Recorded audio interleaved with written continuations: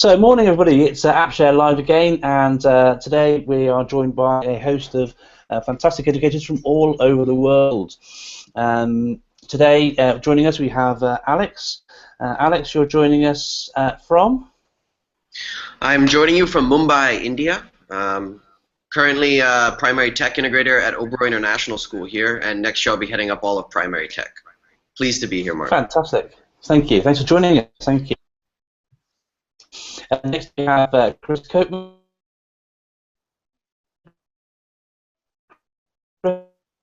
Hello, Mark. Chris, you're joining us from?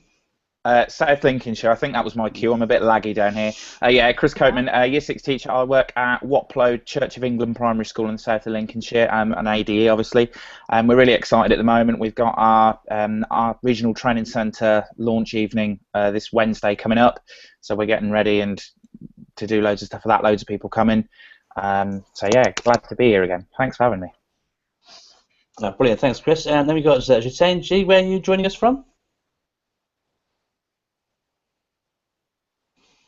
G seems to have just disappeared for there, so I'll come back to her in just a second.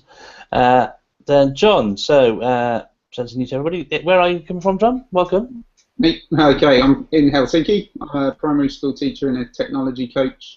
And you look at this, you can see my Twitter handle, and we've just launched the website this month as well, so it'd be great if you could have a look at that. Thanks. Brilliant, thank you, John. And then we have another John, without the H. John, welcome. Thanks so much, Mark.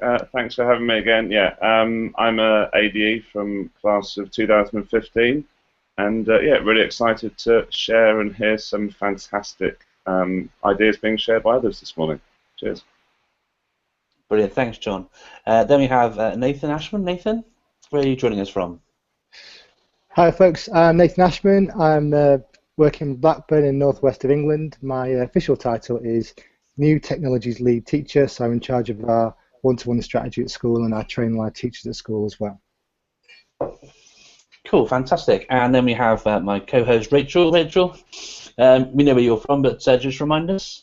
Morning, I'm from the Isle of Man, and I'm a digital leader at Ramsey Grammar School. Brilliant stuff. Thank you, Rachel. So, Mark Anderson is my name. You might know me. And this is AppShare Live. And the idea is that we take it in turns to share apps we've been using with our children in the classroom, talking about innovative ideas. And each presenter has 6 minutes in which to present their ideas and what have you. And extra special AppShare Live this month. We have AppShare Live every month. This month features Apple Distinguished Educators. So everyone here is an Apple Distinguished Educator, recognised for their work with Apple technologies. And we'll start in just a moment with Alex.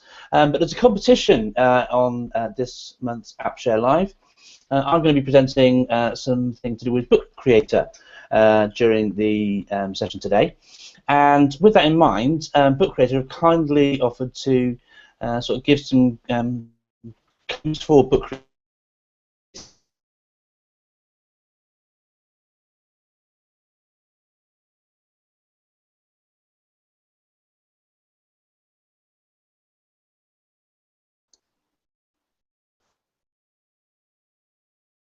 Hey everyone.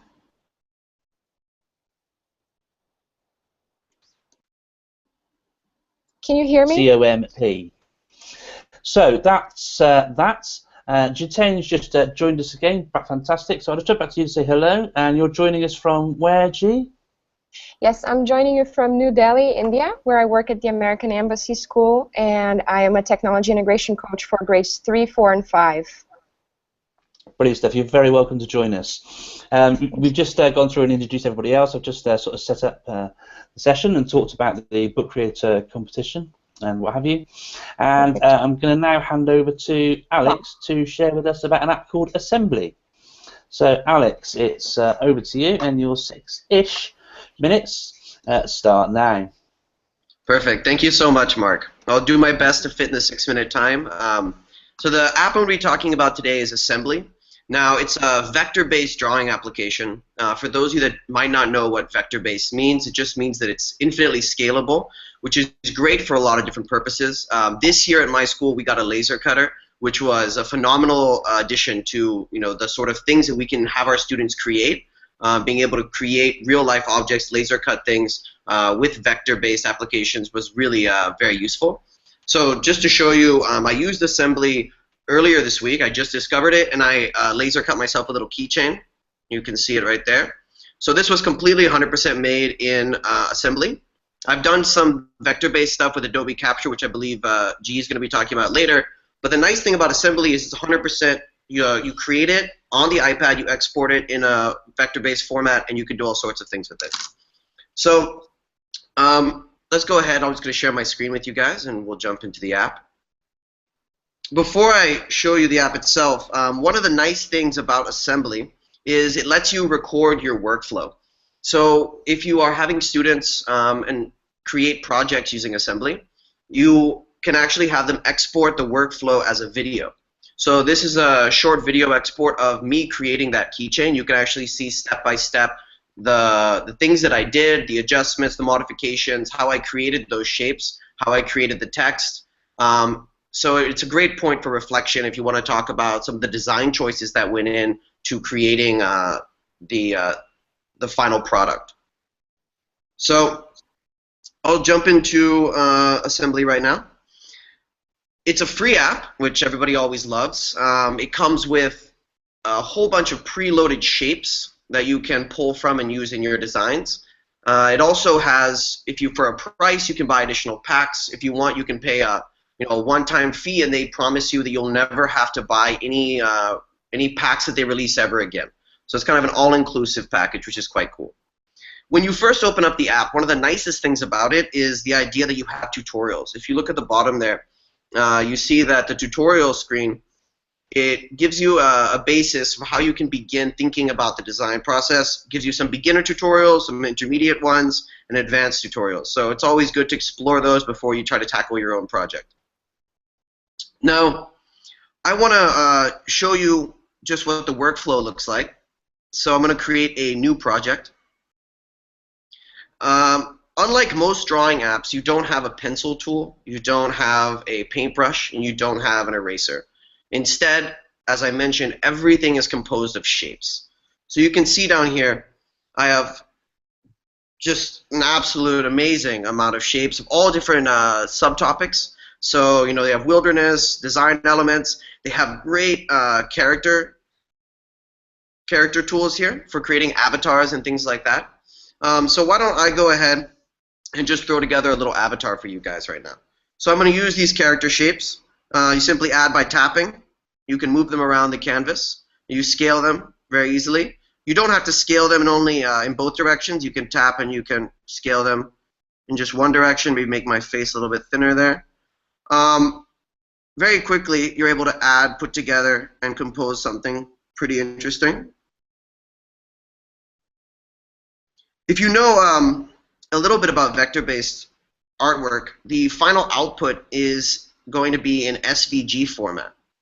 Now, when you export in SVG format, all of the shapes come with the lines, and if you want something like a laser cutter to be able to understand the format correctly, you're going to have to do some combinations of shapes. You're going to have to combine shapes into one output. So by pressing and holding on a shape, you're able to select more than one.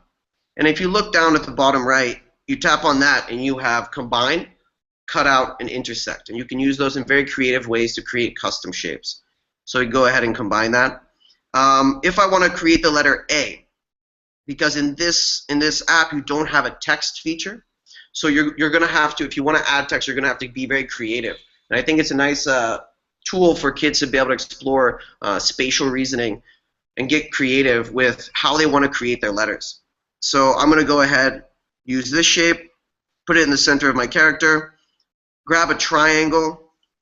I'm going to place that triangle a little bit smaller, scale it, put it in the middle there, and when I press and hold now, on both of these, I can do a cutout. So now I have the letter A there. A couple of other things I want to talk about is if you're not looking to do vector-based export, if you want to just create an avatar and save it as a PNG file, that's fine. You actually can take advantage of some of the other things in the style settings. You can add a stroke. You can also add shadow. So you don't feel limited to only SVG. You can also export as a PNG or a PDF as well. If you go into the artboard, you can load and change backgrounds, which is also nice. So feel free to add a image if you want, add a color, select that. You can change the size of the artboard. And it's also important to remember that you're never really limited by space because you can scale almost infinitely in any direction, and you never have to worry about pixelation, which just makes it a fantastic tool.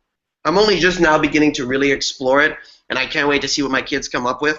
But in my last 5 seconds, I do want to share something that a grade 1 student made. I gave them the task of creating their own keychain, and they were responsible for actually putting this together. So you can see the workflow of a 6-year-old as he navigates this app to create his own keychain for laser cutting. So he did a fantastic job of actually creating the lettering for his name just using shapes. And I did not mention it earlier, but if you want to follow me on Twitter, it's @AlexRAJohnson. Definitely check out Assembly. It's a fantastic tool, and I can't wait to do more with it. Thank you. Thank you very much indeed, Alex. Thank you. That is really, really fantastic. Any questions for Alex about Assembly from anybody here? I've not seen anything on Twitter yet, but any questions from anybody about Assembly at all? I think that's really, really great, Alex. You know, I love vector-based output, and it's just a really clean way of doing design. I've been wanting to use Assembly for some time, but you've really helped me get myself started in using it now. So expect more sort of Assembly-based drawings and designs and what have you from me in the not-too-distant future. Thank you so much, Alex. Yeah, thank you. Quick question, Mark. Yeah, go on. Yeah, how much does the laser cutter cost? The machine that we have at our school, it's a Chinese make, and I think it costs a couple $1,000s. But it's an amazing asset, and it's a workhorse. Like, it will do an incredible amount of work for you. It almost never runs into any difficulties. So for those of you that have 3D printers, I'm sure you've faced a number of obstacles, and your success with that, everyone's nodding their head. But if you use a laser cutter, what you put in is what you get out. So we have teachers now using it for laser cutting paper, laser cutting cardboard, laser cutting wood. We do acrylic, and we even do glass etching. So the first grade students are now able to design, export, and produce real life objects that they have they've been there for the entire design process, which is really great. Good stuff. Cheers. Brilliant. Thank you so much.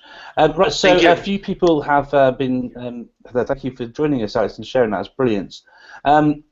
A few people have been saying that I dropped out while I was explaining about the Book Creator competition. So it's about sharing your experiences, top tips, and what have you using Book Creator, and to win the chance of winning one of the free codes.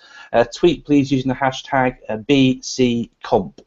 I've tweeted that as well. Just look out for it on the AppShareLive hashtag, and you'll find out there. Brilliant. So now we're over to Chris. Chris, over to you. Thank you very much, Mark. Can everyone hear me before I get started?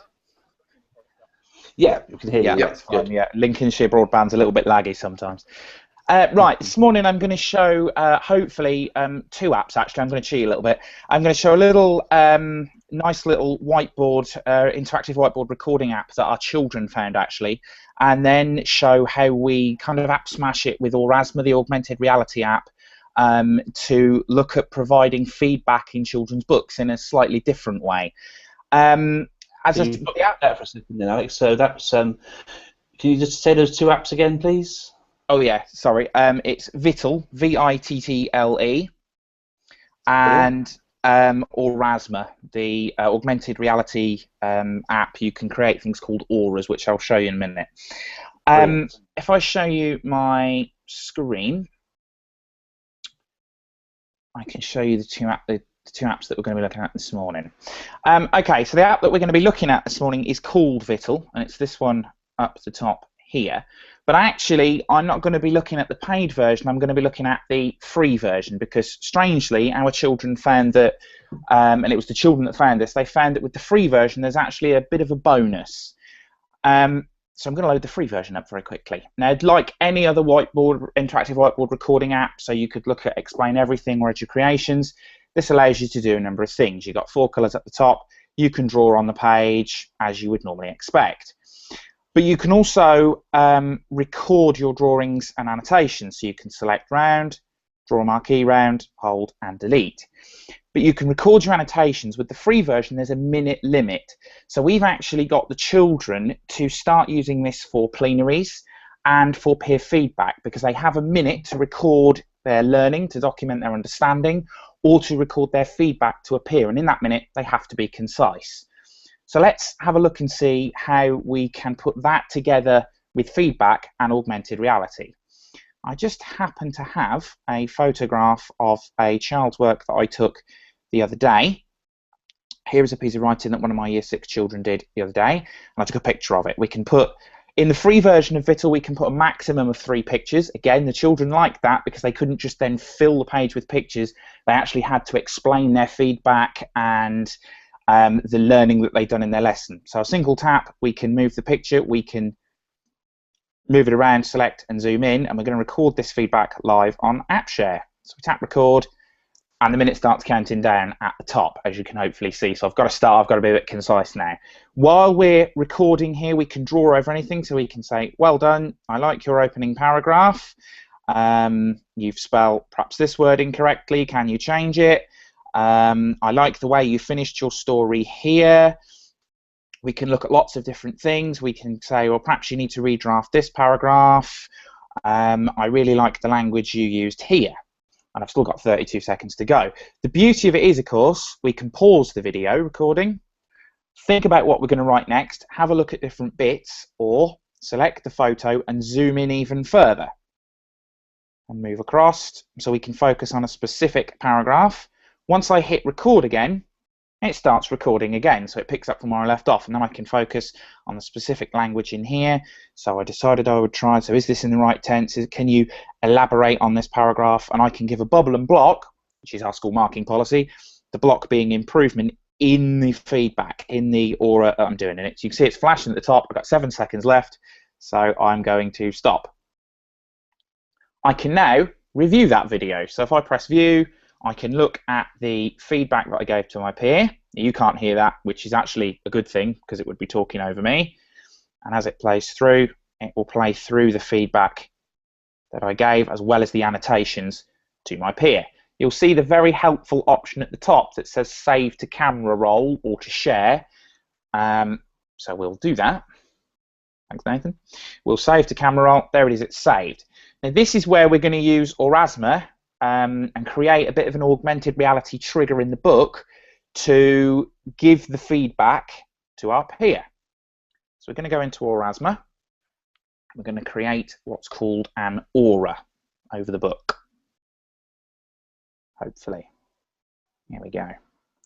Now you do need an Aurasma account. As a school, we've signed up for one. We've gone through and signed all the children's iPads into the same account, and we post all these auras privately, so you don't have to worry about any child protection issues or anything like that. They're all published privately so that nobody outside of school can see them, and only people that have access to this account can see them. We're going to press add here. What you have to do, I happen to have the child's book here. You then have to select the page in a marquee. You've got a light gauge at the top showing you how light it is and whether it will work, and this is the trigger image. So what will happen is that whenever you scan over that page with the app launched, it will load the feedback. Well, we know we have our feedback from Vittle in our photo album, so we'll find that. Videos, here we go. We'll choose that one. Yes, we'll use that. We know that's the one we've just created. And the beauty of it is, we were really impressed that the children could do this because the Vittle video is limited to a minute recording time. It isn't a large file. It doesn't take long to upload, at work that is, with the good broadband.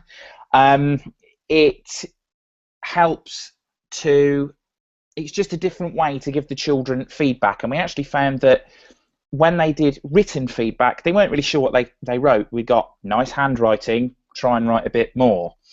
So when we did feedback like this, the children started actually giving proper feedback about language and vocabulary. It just helped them be a little bit more expressive. Hopefully it's going to compress the video very quickly. Nearly there. There we go. Now we get to, we've got to name the video very quickly. Test video app share. Done.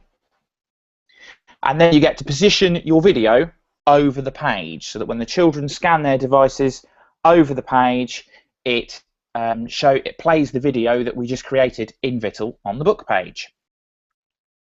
It's being a bit awkward and a bit laggy. Now you don't have to connect the Vittle feedback to an Aura. You could simply save it to a QR code or put it on Dropbox or share it out via email. Here we go. We can resize that feedback very quickly so that the children have it in their book. Tap next. And we're going to put it on a private channel. Yeah, we'll submit that. Oh, we have to give it a name. App share submit. And there we go. You're on. It looks great. Done. It'll be ready soon. It's now available on my device, so I can show you.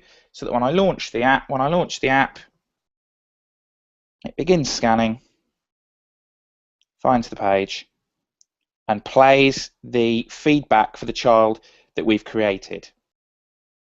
Now, of course, you don't just have to limit this to books. We've also got some displays in our classroom and our learning environment with auras and the little Aurasma symbol on the display linked to auras. That's the short 1-minute inputs for the children to revise different things. It's been very helpful during SATS week, and I think I'm probably out of time, so I'll leave that playing and throw it back to you, Mark. Brilliant, thank you so much, Chris. Cheers. Some nice tweets there, people saying they like the idea and what have you there, so you can check those out on the App Share Live hashtag. Anybody here got any questions for Chris about Vittle or Aurasma? Anything at all from anybody? Chris, why would you choose Vittle over something like Explain Everything? Well, we chose it because it's free, and Explain Everything we found if we push it out through VPP and MDM, it costs like £7 or £8 per device. And the children found Explain Everything quite difficult to get on with, whereas Vittle's got a nice selection of simple tools. They can't put too many pictures in, so they can't, dare I say it, waffle. They've got to pick just 3 specific pictures, and they've got that minute limit to be really concise in. Lovely, thanks. All right. I like the sort of alliteration with minute limit as well. So yeah. Brilliant. Thank you so much, Chris. Right. Thank you. And now over to G. Are you ready, G? Yep, I'm ready. Can you hear me well? Yeah, I can hear you fine. Brilliant. Okay, so your 6-ish minutes start now. All right. So I'm really excited to share with you today some of the tools that we've been using here at our school to kind of instill some sort of passion in kids too about creating graphic design and creating visual literacy pieces, as well as in understanding the language and being able to create work that has quality attached to it and not just work per work for their class. So I'm going to go ahead and share my screen. Yeah. Okay. Go here. All right. Can you see that? Yep, all good. All right. So we really love Adobe tools at our school, and just this week we learned that there was an update to some of the tools that we use all the time. And so with the tools that were known as Slate, Post, and Voice, we now have something called Spark, and it's an online hub for these tools, and they're renamed to Adobe Spark Page, Adobe Spark Post, and Adobe Spark Video. So here at our school, for example, we have used these tools as part of a choice menu, and kids are able to create feature articles and also research papers and things like that to create visual stories. So today I want to show you what the desktop version looks like in this updated version. So when you log in to their website, you can see that now you can choose to create a post, a page, or a video right there. And you can also see all of your projects together if you're interested in going back to them or sharing through the web version. So today I'm going to concentrate on Slate, our Adobe Spark page, so that I can show you some ideas for the classroom. So Slate, or page, starts with this visual features here where you can see some projects for inspiration, or you can go right ahead and click on the plus button to create a project. And you can see that it's very intuitive. The first thing that it says is add a title, so very easy for an elementary school kid to work with. And so I would go ahead and, for example, I'm going to create a page or a slate on visual literacy, which is what we're just talking about. So I'm going to go ahead and add a title.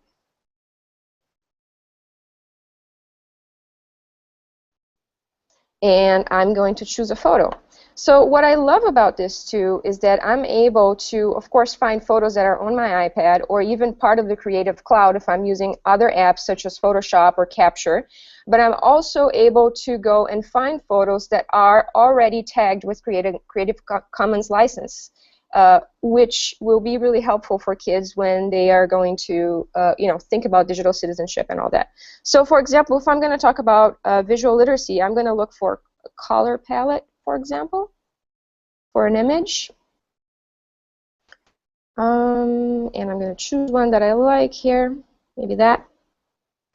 And then I can, of course, add a subtitle, but I can also scroll and start seeing my options. So I can either add a photo or I can add text, which is what I'm going to do now. I have something right here on my clipboard. So let me see if I can get to it. Oh, it's really not letting me do it. But anyway, I can go ahead and add some text, say at AES, we love to teach with Adobe tools, right? And I can also go ahead and add more, like a video or a link. And the thing that I really love about this tool too is I can do a glide show, which is beautiful. So for example, I can go ahead and add this image and say done.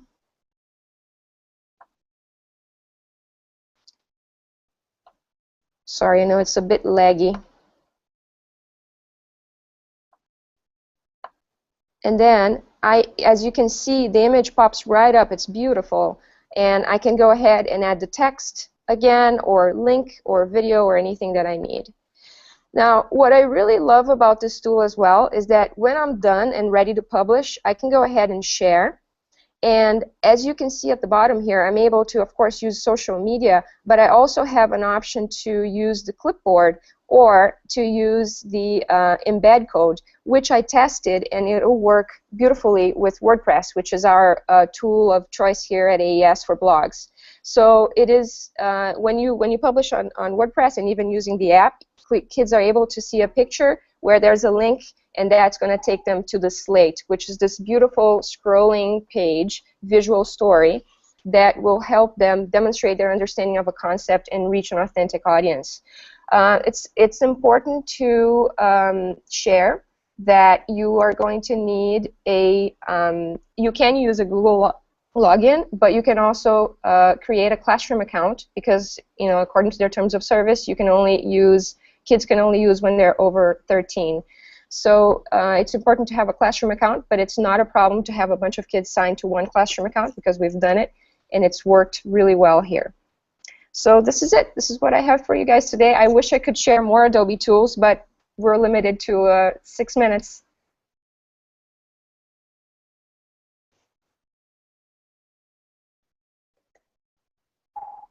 Can you guys hear me? Yeah, hi Jitani, thank you very much for your presentation. I don't quite know where Mark is, but I'll say thank you. Has anybody on the panel got a question for G? I have a question, actually. I was going to ask a question. Yeah. So I love all the Adobe tools, and I haven't gotten a chance to see the new changes and everything, but it looks very exciting. The one thing I was going to ask is, you mentioned a class account. That's what we've been doing at our school. We've been experimenting with grade level accounts, but then we feel like there might be too many projects are automatically saved to the library, so it becomes a bit confusing. So you do one account per class with grade 3, 4, 5? Yeah. So we each actually homeroom? used to have a grade level account as well, and then but it became, especially voice became so popular here that we had lots and lots of projects. Yeah, so then we went back to just a classroom account. So now it'll be about 30, 60, or depending on the number of projects. That's what the teacher will see, and then the teacher tool will have direct access to those products. And what I love about Spark and this new hub is that, of course, this includes post and voice or video. But now if you log into the hub, you're able to see all the projects in one place. So it's actually really good for teachers too, to be able to collect the assignments and provide feedback.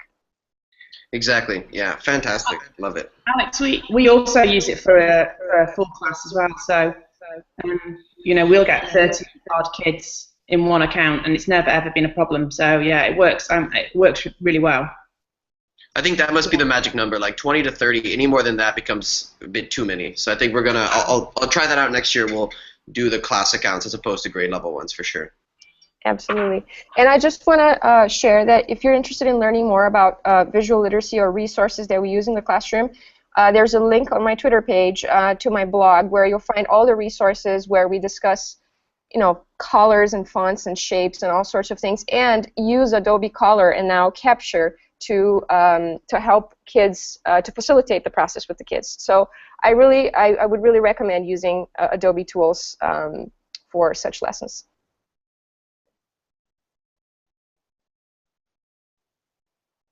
Yeah, Mark, we can hear you, I'm afraid. No, we can't hear you now either. Yeah. Okay. Yeah, I'll do it. I'll do that.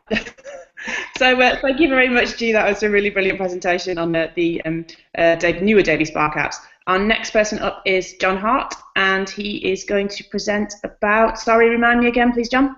It's Mightifier. Lovely. I'll let you get on with it. Okay. So it was something that we had a Teach Meet in Helsinki last month, and it was something that was presented at the Teach Meet.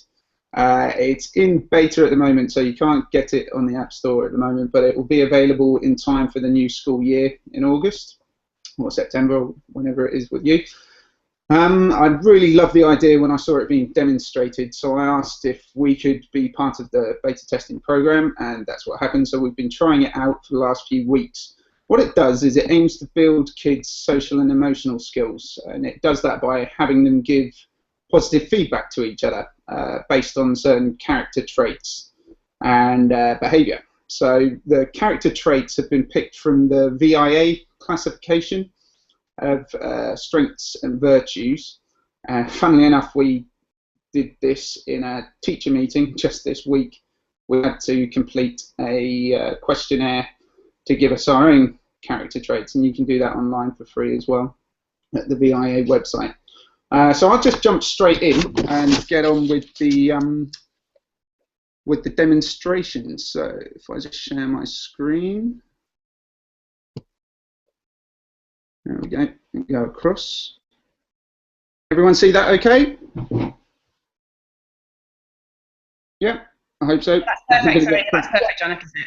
Yeah, good. So what you can see is I've got 3 screens here. I've got this one showing my teacher iPad, and then I've got 2 already logged in on kids' iPads to demonstrate what happens. So if I log in on the teacher one, everyone gets a QR code, and you just need to hold the QR code up to the screen to log in. So I'm just going to do that now, and I'm in. And you can see on this screen here, when you go in, there's a place here where you can choose to give us certain instruction. Here it's a generic one, just describe your friend's highlights, but if you want to focus on something in particular, you can choose to do that there. Then there's you monitor the feedback, which I'll get to next. You can reopen an old round if something needs to be changed, or start a new round. And there's the dashboard, which isn't actually fully functional yet, but I can give you an example of what that looks like in a moment. So what I'm going to do is to start a new round, and you'll see what happens on the kids' iPads below. So when I start the new round, you can see they've been given new tasks, so they have to give some feedback. This is random, so they don't know who they're going to be giving feedback to, and I think that's a really nice part of it, so they're not always choosing the same friends. It might be someone else in the class that they might not even know so well. So here, I'll go and give the feedback on these two. So you can see the strengths here that have been chosen. So humour, prudence, perseverance, forgiveness, bravery, hope, kindness, fairness, self-regulation and honesty. They're the ones that are there at the moment. I think this might be expanded in the future. We've also talked about possibly editing these, but they're very keen on sticking to these VIA descriptions. So I'm going to be working on this one down here first, and I'll just choose honesty. I'm going to give some feedback about honesty to somebody else. Then I press next. And what the child then has to do is to target the feedback. So they have to give an example of what it was that the other child actually did that was honest. So here, I can just type you owned up when Mr. Hart asked who had broken my ruler. Then I press done, the feedback's been sent. The other one might be doing forgiveness. You forgave me when I broke your ruler. And beforehand, we've done a lot of work on the vocabulary, so everybody knows what these different words mean and when they should be used. So that was really good as well. I work with EAL children, so it's not second nature to them to know what some of these words are. Send this through.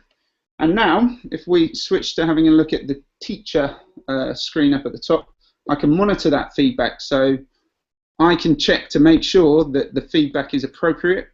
I might want to have a word in someone's ear if it's not appropriate. That hasn't happened so far when we've been using it. It's been really positive. The kids love it. It's quite a simple idea, but you can see them really grow a few inches taller when they're looking to see where the feedback's coming from, who's giving it to them. It really does boost their confidence. So if I go back now, once I've monitored all of the feedback and I've checked it through, I then publish it. And now, on the kids' screens, they can then see they've got a new message. And this is where they're really excited to see where these messages have come from. They can see who sent the message, okay, and what the character trait is. And that's about how it works. So normally we do a couple of rounds at once because it's so quick to do.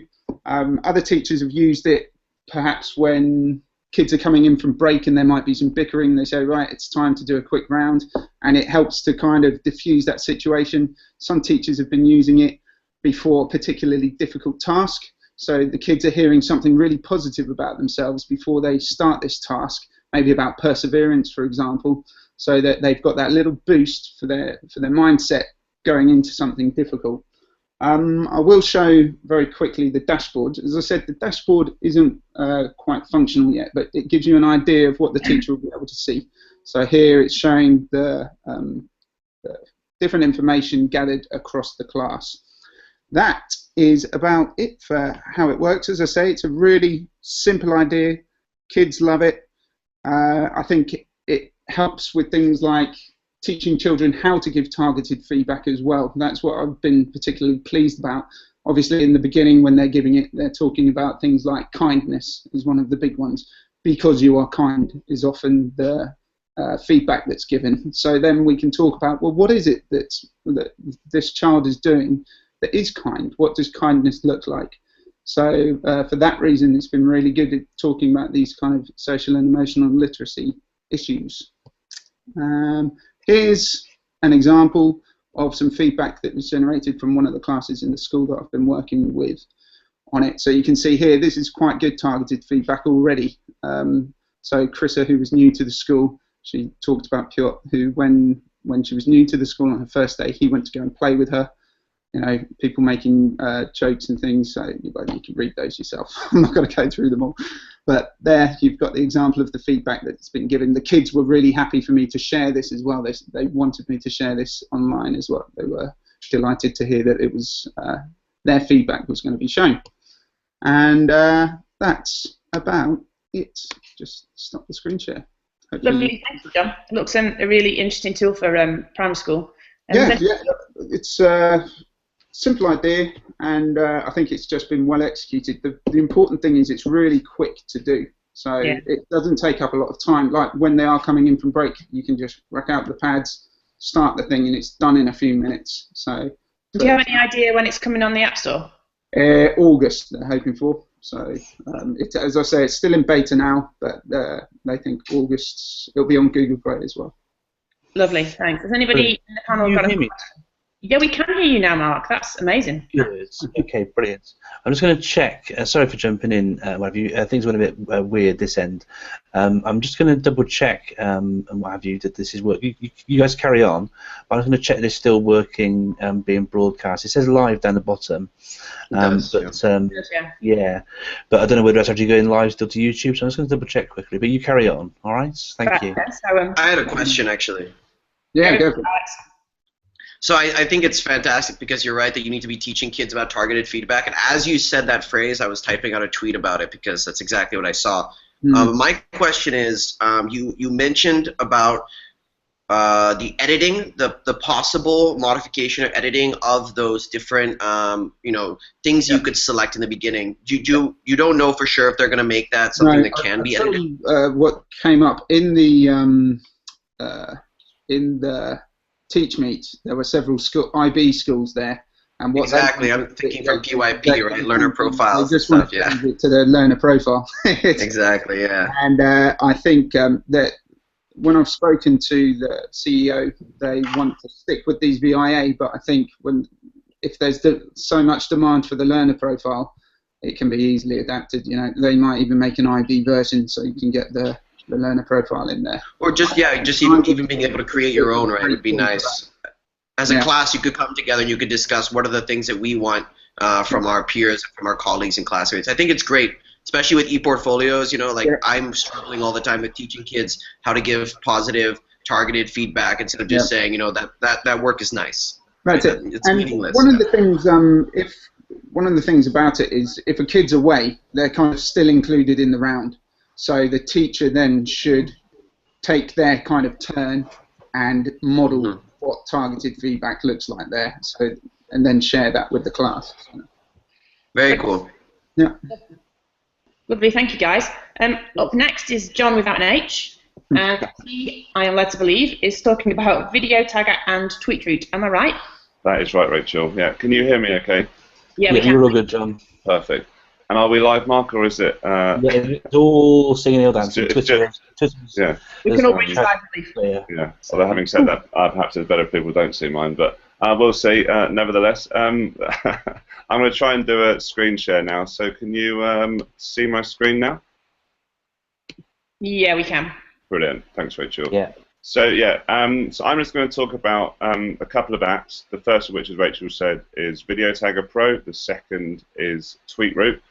Presentation you can find on bit.ly/ASLJNilUK. So the first of those apps is absolutely awesome for when you're watching sports events or anything that you can perhaps record through your device. And it's really hard often when you're watching, particularly a sports event, and there's something brilliant going on the pitch or on the court, and then you want to have a highlight, but you record for 10 minutes and the highlight happens and you miss that 5 or 6 seconds. But what Video Tagger does brilliantly, and you can do it through 2 modes, via live capture or through the importing of your existing videos, is you have your video and you're watching your game or your match, and as incidents happen, you can tag them, and they then cut specific clips and merge them at the end. So I'll show you how that works. You have two options with the live action settings. You can choose, just displayed here. You can either have 2, 4, or 6 tags. Obviously, to make it very easy, if you're using younger students, perhaps you could go for 2 tags. And then the key thing here is the lead in and the lead out time. So the lead in means that you know, for X seconds before you press the click, it will give you that much footage, and the lead out time means that for X seconds after you press the click, that will put it all together. So in this instance here, we'd actually have a 9-second highlight.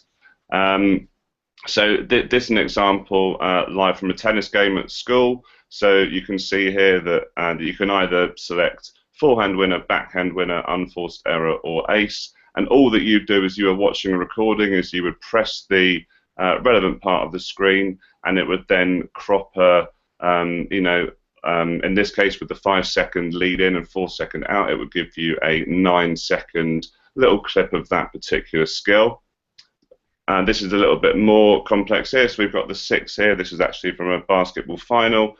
But it was great because in addition to doing written statistics, we could supplement the statistics and the traditional statistics with video highlights that we could then tie in. So as I mentioned, you can also use it for pre-recorded footage as well. But very, very straightforward. All you need to do is to bring the video into the app through normal methods, and then as you're watching your video, you can touch the screen, and then you can add a new tag as and when you watch specific things of interest happening during your game. So, for example, in a cricket match here, we had a really thrilling dot ball. Right, and then this is how it all looks in the end. So actually, once it's finished, you have 3 options. If you want that, you can view the original video in its entirety.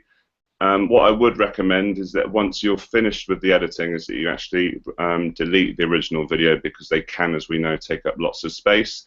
The merged videos are really cool because what they do is they look for similar tags and they merge together specific highlight reels of, for example, you might have a player from your team being tagged, so you might just have a 5 or 6 piece of action from Josh, and then you might have one from Reese. But in this instance here, like, I've only looked for specific elements of a basketball game, so I might have one section of merged video would be on looking at different elements of the game. So with assists here, looking at defense as well, so blocks and steals are coming in. So yeah, so that is Video Tagger Pro by Jared Robinson, the PE geek, who is absolutely brilliant. Moving on to TweetRoot, I'm going to try to share my iPad in a second, but essentially, you still with me? Yeah, we still got you, mate. Yeah. Brilliant. Fantastic. So it's a brilliant app. It's free, and what it does is it looks straight into Twitter, and it can generate word clouds really quickly, really easily, and you can either do it by username, by hashtag, or by a mention. It's been brilliant for me in my GCSE economics class because there's lots at the moment with the referendum just around the corner. So you can see with the iPad on the left, I'm actually looking for the BBC economics user, and then on the iPad on the right, you can see that I've just searched for the EU referendum hashtag. If I move here, can you see my iPad here? Thanks, Mark. So, for example, but yeah, you can take it outside the classroom as well. So if I wanted to look up a specific hashtag, so in this case, AppShareLive, then I can just type it in there, and I've exceeded my rate limit. Great. I can go on to another account. So if I go on this one here, I'll do that again. AppShareLive.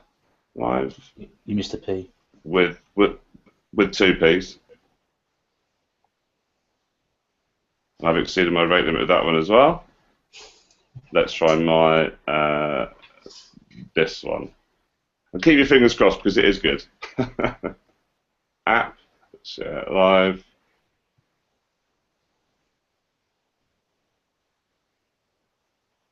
Hooray! And then, so I've got lots of words that that have come out as part of the App Share Live this morning. I can change it by going onto the filters.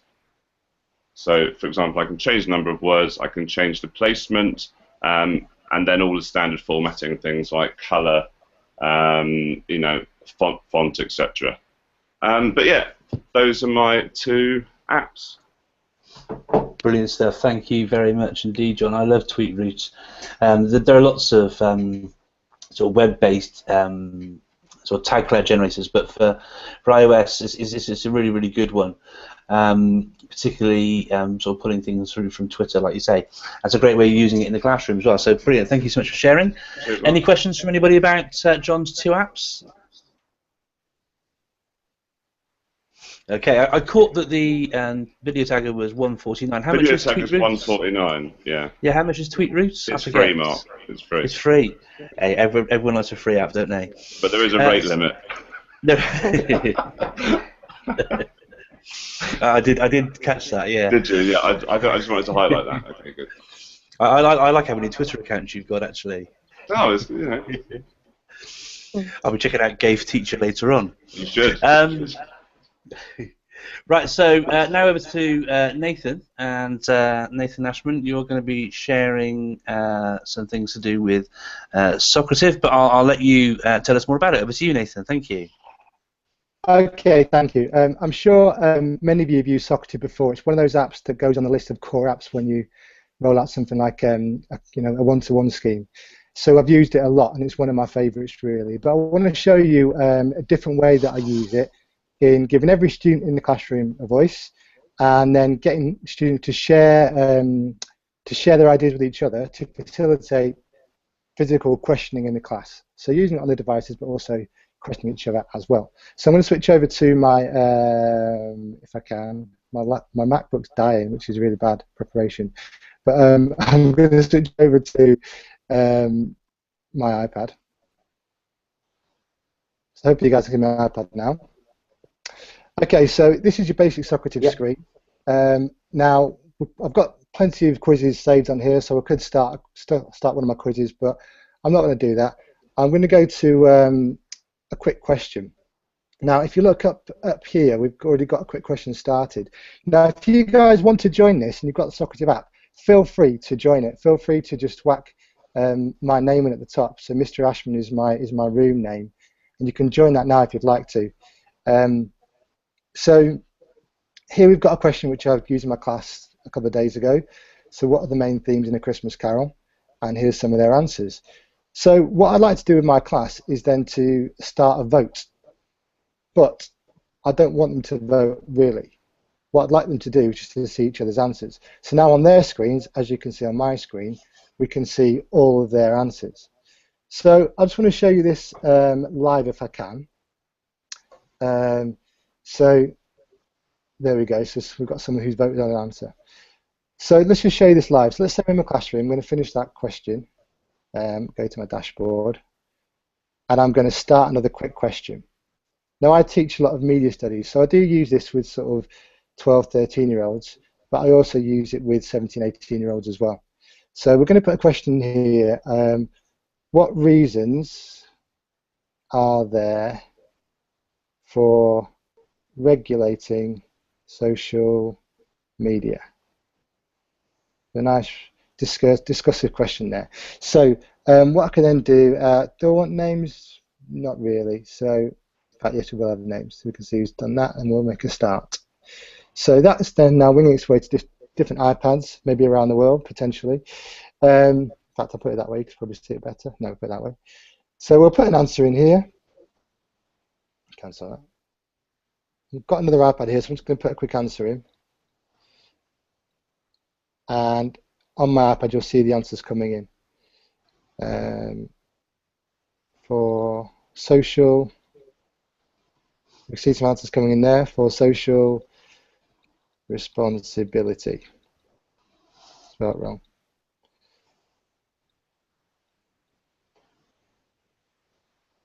Okay, so we can see a few answers there. Safeguarding, Snapchat can be used for texting. Okay, good. So what we could then do around the classroom is then to have a verbal discussion about these answers. So if I press start vote, all those answers now will wing their way to everyone's iPads, and everyone can see those responses and those options. So what can happen now is we can say, don't vote. Okay, if you do vote, you're going to lose all those answers which you can see there. But what I say to my students is, don't vote yet, and then we'll have a discussion about the answers on the screen. And we'll say, okay, so who'd written social responsibility? What did you mean about that? What did you mean by that? And it just really gives every single student in my class a voice. So those students who aren't as vocal, aren't as confident, they can see their answers. If we do a vote, they can then feel confident in that their peers are liking their answer. And students can learn from each other, which is what I like about this. So I do sometimes use Socrative just for doing a quiz or a set questions that I've already set them. This is also a really, really good tool for letting students see each other's answers and having that discussion in class as well as having it on devices. Because as you know, in the world we live in, we're all glued to our devices, we're all looking at a screen. It's really important for us to be able to actually look up from those screens and to talk to each other as well. But this just helps to facilitate that, and as I said, gives those other students a voice. So that's it really. I'll just go back to where the screen. My MacBook is about to die, but we'll survive. Oh, hang on. Here we go. So should be able to see me now, hopefully. Hang on.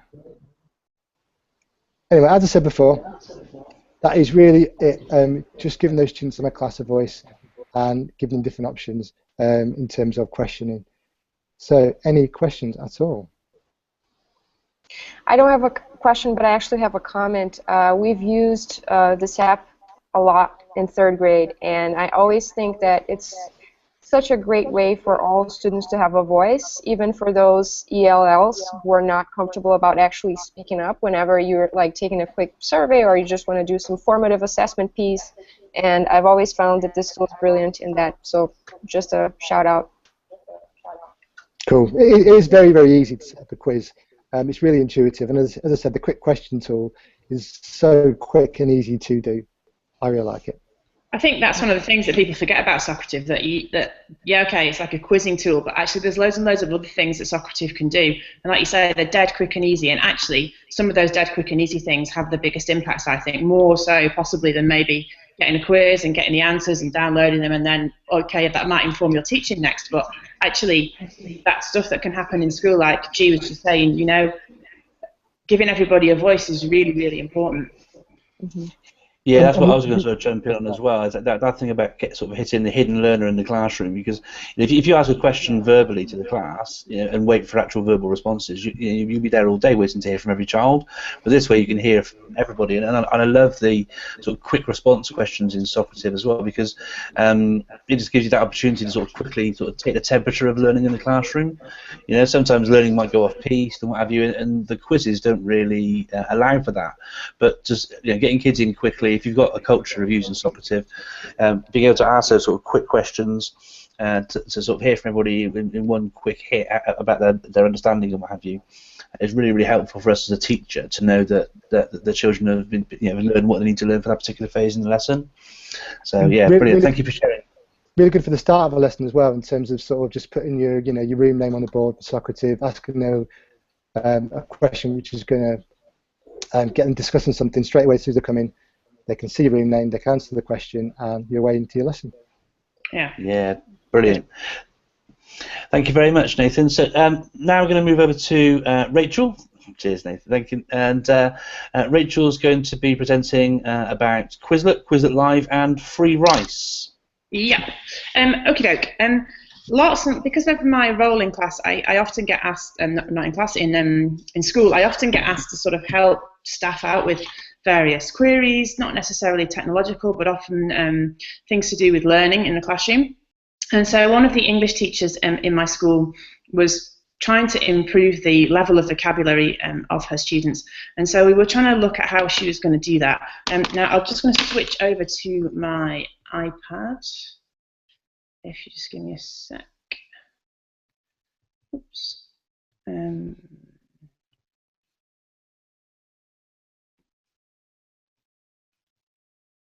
Can everyone see my iPad? Nope. Now? No. See you. See me, but not my iPad?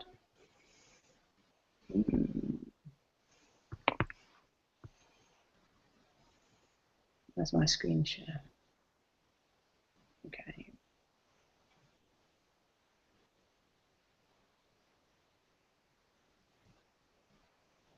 I'll try again. You're screen sharing now, yeah. Yeah. Sorry, I'll Is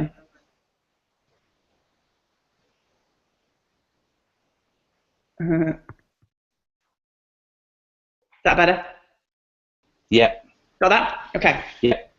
Cool. So one of the things we looked at was something called free rice. This is on it's just on the internet, and it allows kids to have a go at running through some vocabulary, basically. So as you can see on the screen, we've gone into free rice. You don't need to log into it, and you just choose the right word. So difficulty means trouble, and you get some little rice in a bowl. Begin means start, and so on. But really, that's kind of the limitation of that little website, and it doesn't hold a teenager's attention for very, very long. So what we thought of was that we would try and take some of those words that the kids weren't getting right in free rice, because if you don't get them right, you get an easier word. So they can and if they aren't getting them right, then the words come back again and again and again. So they can take a list of those words and share them with their teacher, and their teacher can make something in Quizlet. And I'm sure lots of you are dead familiar with Quizlet. It's an app. It's also on the web, and you create things called study sets. Now you can create them, or they exist, made by other teachers, and you can borrow them, adapt them, change them, use them. Now this is one in French. This is what my Year 7s have been studying, and there are certain things that the kids can do in Quizlet. So first of all, there's some flashcards. And we're starting with the English. When you tap the card, it flicks over and it goes into French. You slide it, you get your next word, and so on. If you tap the card in the top right-hand corner, you can start with the French first, which is slightly easier. And when you flick it, it goes to the English. So that's that. The next thing is learn. So they get the English word and they have to type the French in. This is a real test of my ability to type properly in French. Yeah, I got it right. Thank goodness for that. And again, if you tap the cog, you can flick it round so they get the French first and not the English. This is the kids' favourite thing when they're working on this by themselves. They can match up the words, and they get a time, and they've got to try and beat their time. You can make classes in Quizlet, and the kids can play against each other, but I think that's in the pro version, and I don't have it. And test, finally, is just an ordinary test, and they can select whether they want true, false, whether they're going to do some written test, or whether they're going to use multiple choice. So that's Quizlet, and I'm sure quite a lot of you already know about Quizlet. I'm going to come out of Quizlet now because, and you can't actually do the next thing that I'm going to do on the app. A couple of things that you can do if you're on the web, which I really, really like. And I'm just going to show you. Hopefully this is going to load. Okay. So one of the things that you can do, and one of the things that I love, is that you can share Quizlet straight to your Google Classroom. So when you tap the share button, so you go into one of the sets that you've made, and you tap the share button, one of the options is Google Classroom. When you tap on that, you get this option to choose a class. So if you've got classes in Classroom, you select your class, choose your action. So in this case, I was making an announcement and not an assignment. Where it says here, share with your class, just type a little title in here, and then click post. And of course, it just shares straight to your Classroom. The kids don't even need to log into Quizlet. They just go straight to that Quizlet set that you've set them. So that's absolutely brilliant, and I love that integration. One of the new things that Quizlet have done is that they've realised that lots and lots of teachers use Quizlet in class. When they originally made Quizlet, they thought it was going to be an out-of-class activity, but actually more and more of us are using it in class, and my students absolutely love this new little game, and it's called Quizlet Live. You can see it here on the screen. So when you tap Quizlet Live, you have to have a set open. So as you can see, I've got a Macbeth set open. You tap Quizlet Live, and you get a code. And the students go to this website, quizlet.com/live, and they type in a code, a bit like Kahoot if you're used to Kahoot. And they sign in here, and this is my Year 11 class that have all signed in.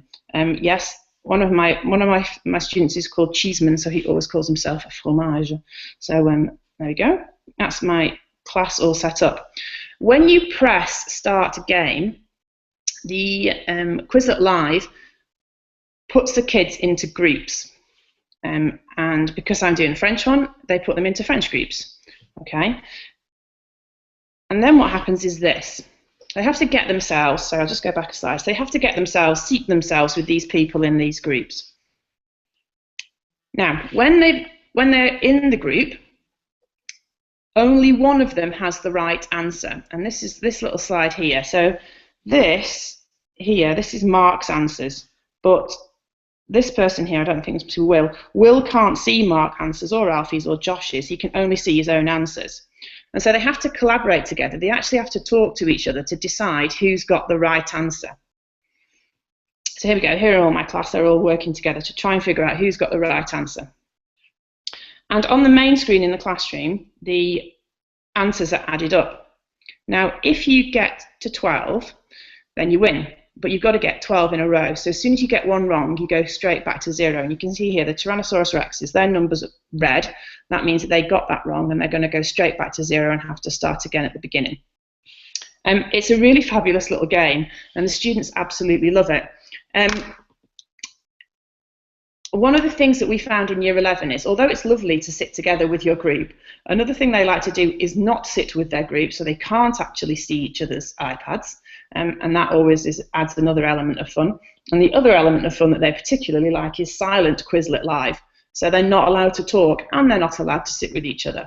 And it adds another layer of difficulty, shall we say, to the sort of gaming element. And that pretty much is it. A nice little app that we've enjoyed using. Brilliant, thank you, Rachel. Fantastic.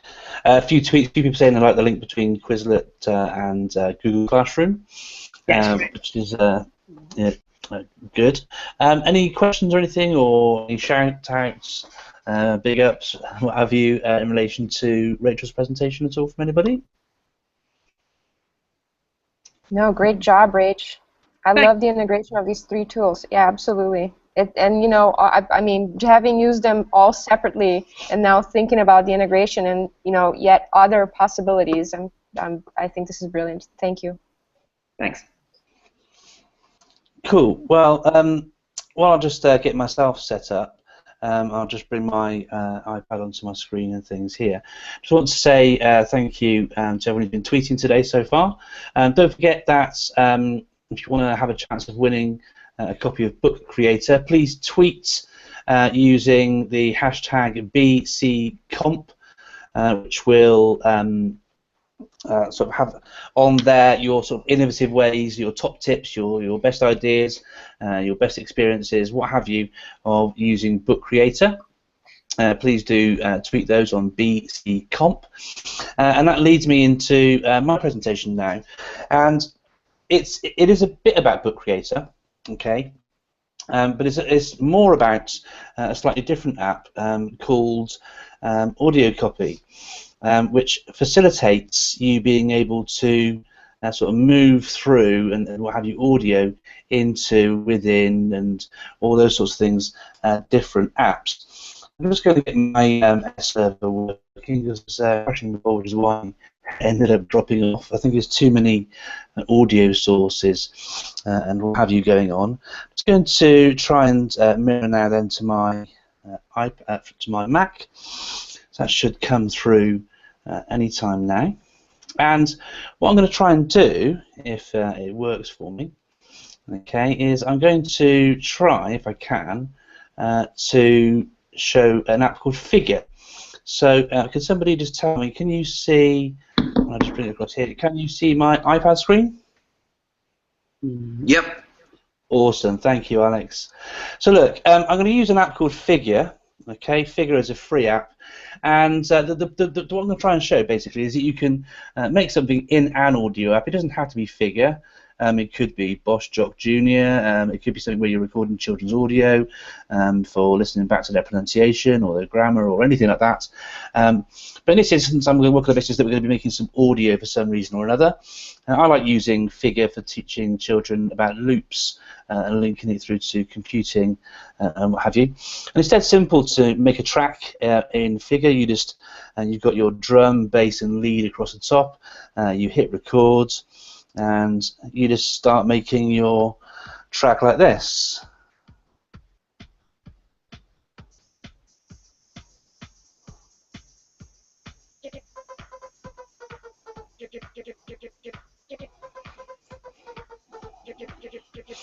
You can put in bass and lead on top, but I'll just put some beats in there for now. As you can tell, it's quite energetic and what have you.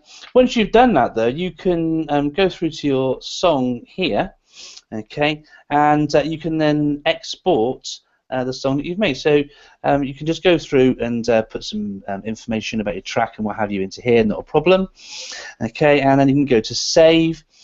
Then when you go through to browse, okay, you then get a chance to export the option. There's a little export button down the bottom, blue, with the arrow pointing to the right. Tap on that, and then you've got the option there called audio copy. Okay, and that then enables you to copy that audio. Okay, now this opportunity to send things through to audio copy means that you can see there's lots of different apps, loads and loads of different music apps and audio apps and what have you that support audio copy. Okay. So once you've done your thing there, and this is the really powerful thing, okay, you can then send through to Book Creator. So there's a new feature in Book Creator. If I just load it up here like so, okay. If I then go to my plus button just here, can you see at the bottom I've got an option there called Media? Okay, because I've copied something from another app, I can go to Media now, and I can tap on Media, and that will then bring up the thing that I've just copied across. Okay, it just seems to have just frozen up for a second. Let's just try and do that again for a moment. Just go back into here, and let's just copy that audio. Copying audio, brilliant. Okay, and then go back into my Book Creator and go on to here and Media. Let's not add sound, it's going to be Media, and this is the time when we think to ourselves, why isn't it working how it should do normally? So I was going to try a new book a second. Let's just choose a square layout. Let's see if I can pop my media in there now. It's not letting me do it. Okay, well that's the worst presentation I've ever seen. Let's just try that one more time because these things don't always work. Let's try sending it to audio copy. So just open audio copy, and I should see my figure sounds here. There's some of them there. Okay, let's try going now to open with Book Creator. Send to Book Creator. There we go. Let's go back to Book Creator now and see if we can get it working in there. So there's my Book Creator again. And then we've got shared on the right hand side. Let's try that one. There we go, shared, and there's my audio. And then this is a nice thing, see. So if you wanted to make a book in Book Creator, okay, you can put the sound in as a button, and that would work in the same sort of way as if you were sort of using the voice recording feature in Book Creator, which I know many people do. But what's also nice then is you can actually add that then as a soundtrack instead. Okay, so you make your choice. I'll just give a button now.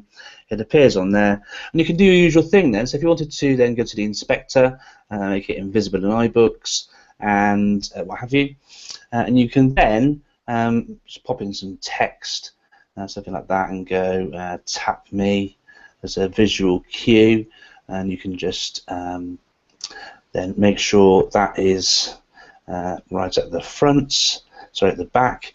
Pop that then behind here, so that when you tap onto the audio, it then plays the audio. One little tip while I'm still here, okay, is I was working with a school this week, and they were making a book, and I've got that book just here. And one thing that I really loved about their sort of Tap Me, they didn't choose Tap Me, they made a key. Okay, so when the animals are here, okay, you can see in this book, if you were to tap on sort of one of those animals and what have you, so there's the dolphin there, for example, you tap on the dolphin, and it would then play the audio. We get Clipper for speaking fluently and listening to others, and that also shows respect.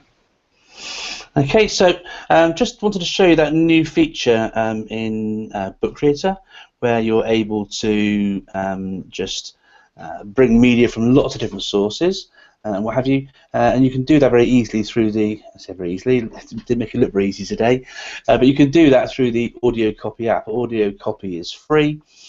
You can send stuff straight from GarageBand now as well. Through the share option, you can export it as an MP3, and that will drop straight in as well. I think it's really nice that it's much easier now to bring through audio that you've made. And before it was very far more difficult. And I love that you can now do that. I've always talked about Book Creator as being a great hub for bringing content together. And what have you. You make things in a whole variety of different apps, and what have you. But now with that ability to bring in audio, I think that makes it a much more sort of fuller picture for everybody. So that's my presentation on Book Creator. Did anybody have any questions? Not a question, but a comment about that. Just this week, somebody came to me to ask about creating a beat for their end of year show, and the kids are going to do some poetry, and I said, we'll use this, but it's a bit of a fiddle to get the actual audio from there, so then come to me, and because I used to have to plug it into iTunes, put it onto my computer, that kind of thing, and now Audio Copy next week, going to make that job a lot easier. Brilliant. And it works with so many apps, and in terms of beats and things, Figure itself is so easy to use, and what's nice about it, it's made by a company or a band called the Propeller Heads, who you may know from their various productions and James Bond theme work and all the rest of it. But they make software for Mac and PC that professionals use, and so the sounds that you get there are really modern.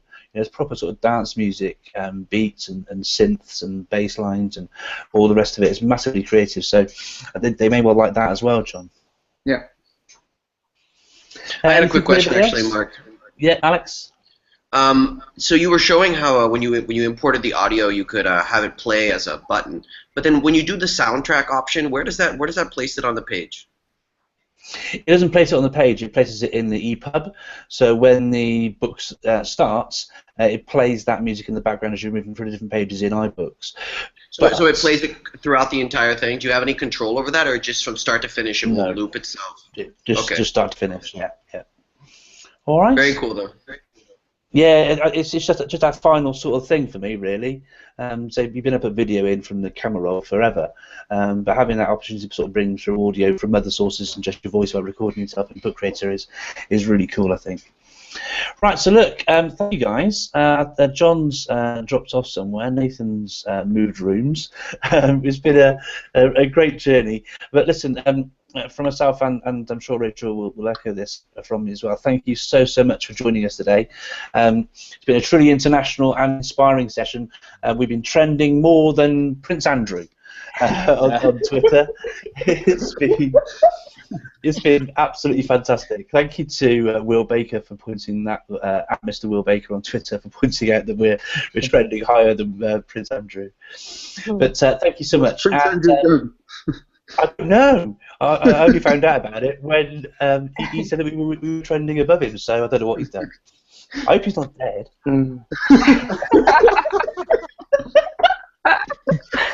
Oh, dear.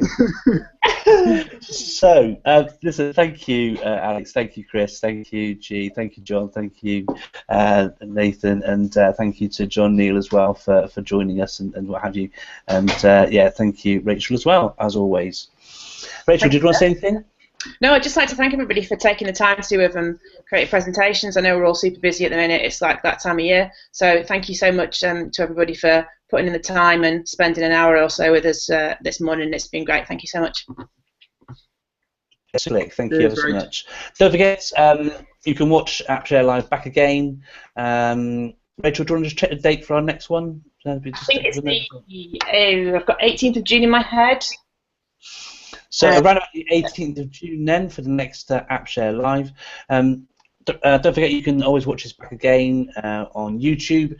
When I hit the sort of stop button in just a few minutes, that will sort of send the sort of recording of this session over to YouTube, where you can also catch the other episodes of AppShare Live. Don't forget you can also still tweet until midnight tonight, I think it is, or midnight tomorrow, with the hashtag BCComp with your sort of best, inspiring, and what have you uses of Book Creator, with a chance to win some copies of that fantastic app.